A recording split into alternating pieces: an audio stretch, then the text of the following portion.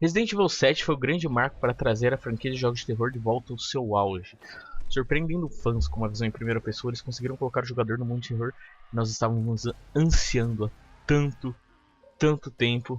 Mas nem tudo são flores, porque um plot twist óbvio tira muita graça da surpresa, faz você perceber o que a Capcom já faz há muito tempo: escrever histórias boas de forma medíocre porque não tem uma palavra melhor para usar, ou não conheço. E além disso, o final, por causa de tanta ação, ele fica sem graça e lembra mais os antecessores mal sucedidos, no caso de uma certa girafinha. E não lembra os seus jogos clássicos da franquia. Mas antes de começarmos com a análise, já peço a vocês que deixem o seu like. E se no final do vídeo não gostarem dele, deixem o seu dislike. Também já peço que se inscrevam no canal. Cliquem no sininho para receber notificações sempre que tiver um vídeo novo aqui no canal. Geralmente é de quinta-feira. E por favor, desativem o adblock para não zoar o esquema de monetização. E bom, vamos à análise. Hey, it's Ethan. Oh, hey. You alright? You just disappeared the other night. Os gráficos de Resident Evil 7 são maravilhosos, porém ele é repleto de falhas nas texturas e na renderização, o que não é muito agradável e pode remover a imersão em que o jogador se encontra. Mesmo assim, depois de um tempo, você se acostuma com essas falhas e percebe que elas nem acontecem com tanta frequência, mas quando acontecem, irrita, é irritante. Bom, os gráficos do jogo, por serem fotorrealista, eles são simplesmente lindos, levando o personagem para vários lugares. É possível ver o quão bem trabalhado o jogo foi feito na questão de iluminação, texturização e todos aqueles efeitos para deixarem os gráficos lindos. É simplesmente incrível o que eles fizeram. Bom, a imersão sonora foi para colocar o jogador dentro dos pântanos da Louisiana, na casa de uma família de caipiras, de forma que você se sinta não só em um lugar desolado do mundo, mas cheio de perigos. A qualidade sonora é impecável, eu amei, de verdade. É algo que te deixa em uma tensão perfeita para cada cenário.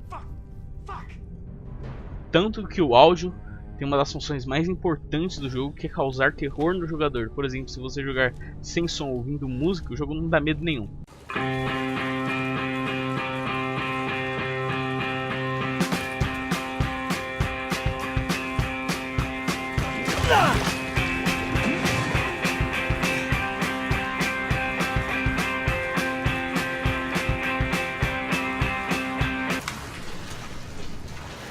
Quando você coloca o som do jogo, aquela tensão do próprio jogo, é assustador, de verdade, dá um medo incrível. O terror do jogo se dá por dois fatores: jump scares, que são basicamente toda a base do terror dos jogos e filmes hoje em dia, o que é realmente uma pena, porque com a tecnologia hoje em dia deixar o espectador num cenário assustadoramente bizarro, fora desse mundo, com criaturas horríveis, coisa grotesca mesmo, seria mais ideal do que só o jumpscare, que só dá um susto. Eles ajudam, mas eles não são tudo isso. Você consegue se assustar, você fica tenso na hora de uma luta, porque vai acontecer do nada, você vai levar um susto, e aí você sabe que vai começar uma luta e você começa a meio que ficar desesperado. Mas depois de ver alguns deles, eles perdem seu efeito, tanto que mais pra frente do jogo fica sem graça ver um jumpscare ser tipo, mais um. O segundo fator seria o jogador estar em uma posição indefesa, principalmente contra a família Baker. Ele tem que se esconder, a fugir basicamente o tempo todo, tirando as boss battles, que são lutas, literalmente. Você tem que se esconder quase toda hora. Toda vez que eles estão ali, você tem que fugir, se esconder, não tem jeito. Esse é o mesmo esquema de Outlast. O jogador não tem poder algum, você tem aquela tensão, aquele medo de ser pego, e isso deixa você assustado, com medo, perfeito. Uma das coisas uma das mecânicas mais bem feitas que fizeram para jogos de terror.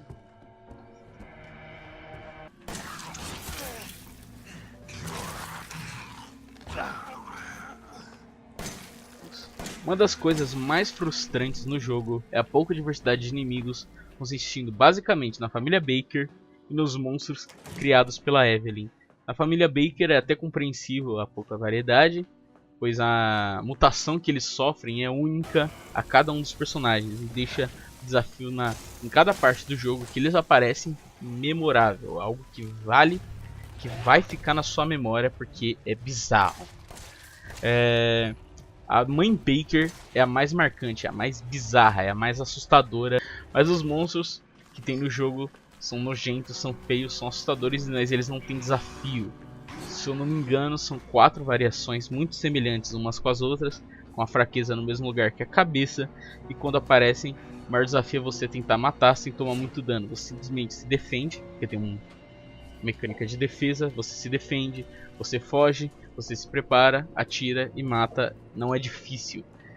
No começo do jogo, você tem apenas aquela pistola fraca, aí fica um pouco complicado, é facílimo de morrer. Mas quando você avança só um pouquinho, você já consegue combinar pólvora, o fluido químico forte, as suas balas ficam fortes, que nem um inferno. E pronto, acabou o desafio. Em resumo, são poucos inimigos que mal oferecem desafio.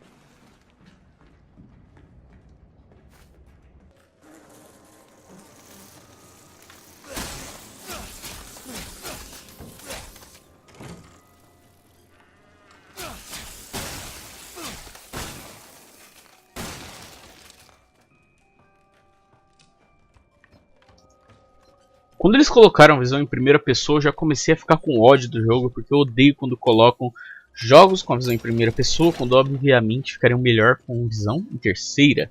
Um exemplo disso é Destiny. O jogo tem potencial enorme, porém ele é repetitivo por causa das poucas mecânicas úteis na hora de luta, porque ficar só atirando não é um jogo bom, ele é repetitivo por causa disso. Se colocassem em terceira pessoa, além de deixar o jogador mais livre, ele poderia se proteger em alguma caixa ou alguma coisa que tem no cenário, poderiam colocar uma mecânica dele de se esquivar, colocar mecânicas de combate corpo a corpo, que não seria só você ficar apertando o botão de ataque, ele faz animação sem graça e, sabe? No caso do Resident Evil 7, foi uma jogada esperta. Além da visão em primeira pessoa ser bem recebida pela maioria dos jogadores de games de terror, ela trouxe de volta aquela tensão de não saber o que está virando ali o corredor. Esse tipo de tensão, vista só nos primeiros jogos da franquia, é algo que trouxe de volta muitos jogadores desde o fiasco que foi Resident Evil 6. Então, como eu disse antes, o jogo não tem muitos desafios na hora das batalhas, tirando as batalhas contra os chefes. Elas são simples, ficam sempre naquele: não vou tomar dano, vou mirar e atirar na cabeça, e 3 minutos depois, pronto, acabou. Porém, uma coisa que o game trouxe com firmeza foram os puzzles, que eram mais consagrados nos antigos do que nos mais modernos, que eram mais focados na ação. Bom, os puzzles, alguns são fáceis, alguns mais complicados, mas com certeza trazem aquela sensação de nostalgia dos jogos antigos da franquia. Ter que descobrir como abrir um caminho, ou onde certas peças se encaixam para liberar algum item importante, é algo que os jogos antigos de Resident tinham como uma das principais funções de sua jogabilidade, e que deixava um jogo bom. Muito bem.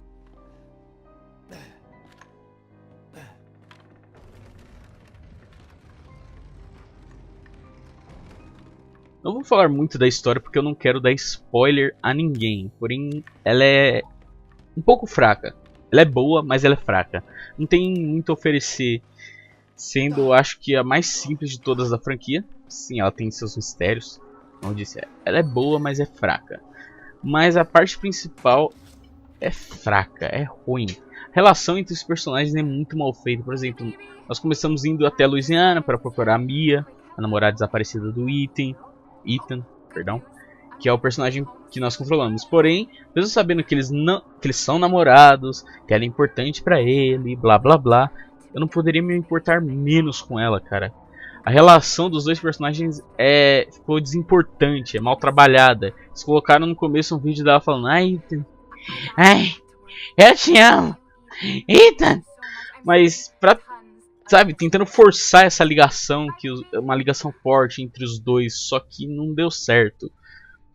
Porque a gente não convive com a personagem? Se a gente, desde o começo do jogo, no começo a gente resgata ela, né, por um breve período de tempo.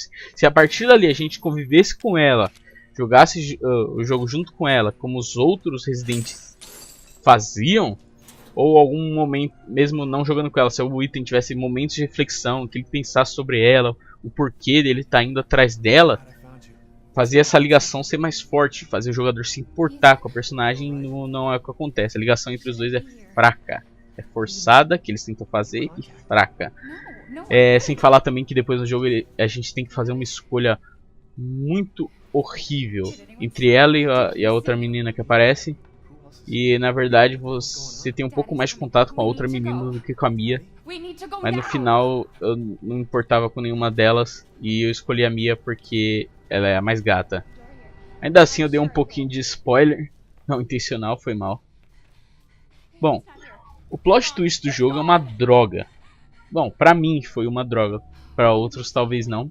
Porque se você prestar bem atenção no jogo, no começo, já dá pra saber qual que é o plot. Porque eles deixam uma foto em cima de uma mesa e atrás da foto escrito um código. Se deixassem essa foto no finalzinho, ficaria muito melhor pra você ficar surpreso. Porque você ia ler os documentos que tem a história por trás do jogo, ia descobrindo aos poucos, e quando você visse a foto você fala: ah, eu sabia! Eu sabia! Ah! Mas pra mim isso não aconteceu, porque num dos primeiros documentos que eu li pra saber a história, bom, já tava na cara o plot twist. Eu fiquei tipo: ah, eu sabia! Tudo bem, meio que deu o mesmo resultado, mas seria muito melhor pra mim se tivesse sido no final. A pior parte do jogo é o final dele. O jogo tava fluindo bem, tava cheio de tensão, tava com medo, tava nervoso, tava tenso.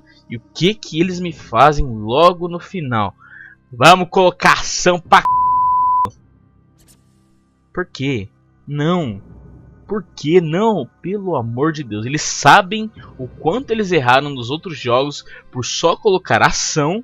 E o que que eles fazem? Colocam você numa caverna com um exército de monstros vindo atrás de você, um arsenal enorme de armas para você sair matando tudo. Porra.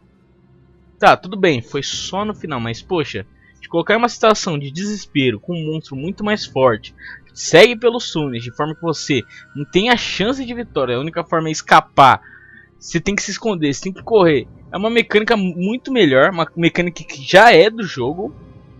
É muito mais viável, mais memorável do que você tacar, que foi o que eles fizeram, tacar você numa caverna cheia de monstros pra você sair matando que nem imbecil. Sério, foi ridículo. Eles degrediram muito nessa parte, pelo menos na minha opinião. Mas o que mais me deixou triste, mais ainda, foi a batalha com o último chefe. Por que é chata? Eu vou narrar aqui pra vocês. A luta começa, você fica atirando nele e ele te derruba, destrói toda a casa que você está. Você começa a apanhar que nem um imbecil. Ele te dá, alguém chega com um helicóptero, te dá uma arma super overpower. Você atira, acabou a luta, filme, final, fim de jogo. É isso. Sério, é muito chato a última luta contra o último chefe. É o último chefe porque não só esse, mas quase todos os jogos estão fazendo o último chefe ser o mais ridículo, o mais tosco. Eu quero chegar lá, eu quero apanhar, eu quero gastar todas as minhas balas. Eu quero sofrer de verdade pra matar esse filho de uma... Entende? Eu não quero só chegar lá, vai ter um filminho, eu vou dar 3 tiros, ah, acabou, legal, né? Bom, concluindo. Em conclusão, vale a pena o jogo? Sim. Sim, eu falei muita coisa mal do jogo, mas ele tem muita coisa boa também. Que ele trouxe a franquia de volta às origens dele. Não ficou só um jogo de ação, voltou a ser um jogo de terror. O jogo ele é muito bem feito, tem animação de qualidade, gráfico lindo, jogabilidade boa, tem alguns sustos, não tanto, mas tem. É um jogaço, de verdade. Tem os seus pós e tem os seus contras. O que eu espero de verdade é que os próximos jogos da franquia sejam tão bons, na verdade melhores do que este, que cheguem ao potencial total. Sim, a Capcom tá falindo, já tava falindo faz um tempo, a Warner comprou ela, não sei se já melhorou a situação e não sei o que tal. Acho que agora vai ter mais investimento e com a venda desse jogo que foi um sucesso enorme, de verdade. Eu acho que vai melhorar os próximos jogos. Se não me engano já lançou a DLC, eu ainda não vi. Na verdade, quando lançar esse vídeo, a DLC já vai ter saído. Eu ainda não vi ela, tá? Bom, talvez eu faça um vídeo mais tarde sobre ela. Mas é isso aí. Bom, galera, eu espero que vocês tenham gostado do vídeo. Se gostarem, deixem seu like. Se não gostaram, deixem seu dislike, como eu falei no começo do vídeo. Comentem as suas opiniões, se vocês discordam de mim, se vocês concordam comigo. Também comentem se vocês quiserem mais vídeos como esse. Eu adoro fazer análise. Eu escrevo muita análise de jogo, fico pensando. Eu estudei jogo, aí você tem você começa a desenvolver aquele senso crítico para jogo e tal. Aí eu gosto de fazer isso. Também se inscreva no canal, caso você não seja inscrito. E temos vídeo novo toda quinta-feira. Toda quinta-feira vai ter um vídeo novo. E às vezes na semana vai ter um ou outro vídeo a mais. Então fiquem ligados para novidades. Cliquem no sininho para receber notificação sempre quando tiver vídeo novo aqui no canal. Aqui falando para vocês é o Teco e até o próximo vídeo.